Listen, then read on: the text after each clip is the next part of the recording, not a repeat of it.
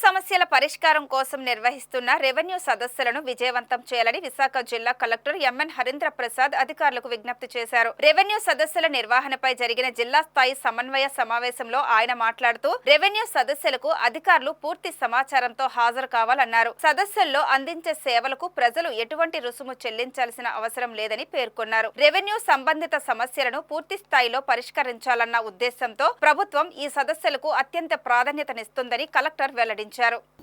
మన జిల్లాలో రెవెన్యూ సదస్సుల కార్యక్రమం అనేది 6వ తారీఖు నుంచి ప్రతి రెవెన్యూ విలేజ్లో మనము ఏర్పాటు చేయడం జరిగింది. జిల్లాలో ఉన్న 11 మండలాలు, 7 అర్బన్ మండలాలు, 4 రూరల్ మండలాలు అన్నింటిలో కూడా రెవెన్యూ విలేజ్ వారీగా ఈ సదస్సులు అనేది ప్రతిరోజు కూడా షెడ్యూల్ పరంగా ఏర్పాటు చేయడం జరుగుతుంది. ఈ సదస్సులో మండల్ రెవెన్యూ ఆఫీసర్ అంటే తహసీల్దార్ వర్యులు, డిప్యూటీ తహసీల్దార్, రెవెన్యూ ఇన్స్పెక్టర్, ఆ గ్రామానికి చెందిన విలేజ్ రెవెన్యూ ఆఫీసర్ వీళ్ళందరూ కూడా ఒక బృందంగా వెళ్ళి వీళ్ళతో పాటు అనుబంధ శాఖలు ఫారెస్ట్ కావచ్చు, ఎండోన్మెంట్ కావచ్చు, రిజిస్ట్రేషన్ డిపార్ట్మెంట్ కావచ్చు, వీళ్ళొక్క సిబ్బంది కూడా వీళ్ళతో పాటు వెళ్ళి గ్రామం వారీగా సభలు ఏర్పాటు చేసుకొని రెవెన్యూ శాఖ సంబంధించిన సమస్యలన్నీ కూడా దీని ద్వారా పరిష్కారం చేయడం జరుగుతుంది. ప్రజలు ఆఫీస్కు వచ్చి వాళ్ళొక్క ఫిర్యాదు ఇచ్చే పరిస్థితి పక్కన పెట్టేసి మనమే ప్రభుత్వమే ప్రజల దగ్గర వెళ్ళే విధంగా ఈ కార్యక్రమం అనేది ప్లాన్ చేయడం జరిగింది. దీని ద్వారా గ్రామంలో ఉన్న సమస్యలు స్థానికంగా పరిష్కారం చేయడానికి పూర్తి స్థాయిలో కృషి చేయడం జరుగుతుంది. ప్రధానంగా మన గ్రామాల్లో చూస్తే ఎక్కువగా ఈ మధ్యలో జరిగిన రీసర్వే సంబంధించిన సమస్యలు కనిపిస్తున్నాయి. అంతేకాకుండా 22A లాంటి సమస్యలు, అర్బన్ ప్రాంతం తీసుకుంటే ULC లాంటి issues, then birth certificate, death certificate, ROR అంటే వెబ్లాండ్లో పేరు నమోదు చేయించుకోవడం, దీనికి సంబంధించిన ఇష్యూస్ అన్నీ కూడా ఈ సదస్సుల ద్వారా పరిష్కారం చేయడానికి ఒక కార్యాచరణ సిద్ధం చేసుకోవడం జరిగింది.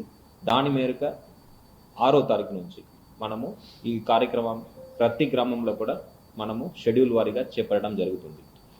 గ్రామానికి వెళ్ళే ఈ రెవెన్యూ బృందం అనేది ఆ గ్రామానికి చెందిన రెవెన్యూ రికార్డ్స్ అన్నీ కూడా తీసుకువెళ్లాల్సిన అవసరం ఉంది.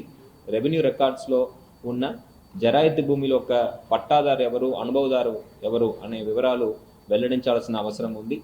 అంతేకాకుండా ఆ గ్రామం నుంచి వచ్చిన ఫిర్యాదులు మనము సోమవారం PGRS ద్వారా సేకరించిన ఫిర్యాదులు, అంతేకాకుండా మంత్రివర్యులకి, ఎమ్మెల్యేలకు, గౌరవ ముఖ్యమంత్రి వర్యులకు, ముఖ్యమంత్రి వర్యులకు, వివిధ మంత్రివర్యులకు ఇచ్చిన ఈ దరఖాస్తులు అన్నీ కూడా, గ్రీవెన్స్ అన్నీ కూడా ఆ గ్రామంలో తీసుకువెళ్ళడం జరుగుతుంది.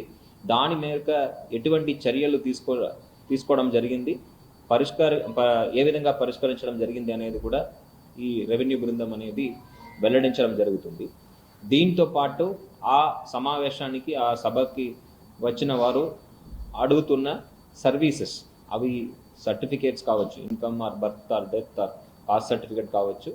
ఇదే కాకుండా వివిధ సేవలు అంటే ఒక సర్వే చేసి చూపించాలని ఎఫ్లైన్ పెటిషన్స్ కావచ్చు, లేకపోతే పాస్బుక్ ఇవ్వాలని ఒక అర్జీ కావచ్చు. ఇవన్నీ కూడా ఆ సభలోనే నమోదు చేసుకొని దాన్ని 45 రోజుల్లో పరిష్కరించే విధంగా ఒక ప్రణాళిక చేసుకొని మనము ముందుకు వెళ్తున్నాము. దీనికి ప్రజలు ఒక పూర్తి సహకారం అవసరం. మీరు 10 ఆఫీసుల చుట్టూ వెళ్లకుండా, తిరగకుండా మీ ఊరికే మనము వస్తున్నాము, దాన్ని పూర్తిగా సద్వినియోగం చేసుకోవాలని ఈ సందర్భంగా విశాఖపట్నం ప్రజలందరినీ కూడా కోరుతున్నాను.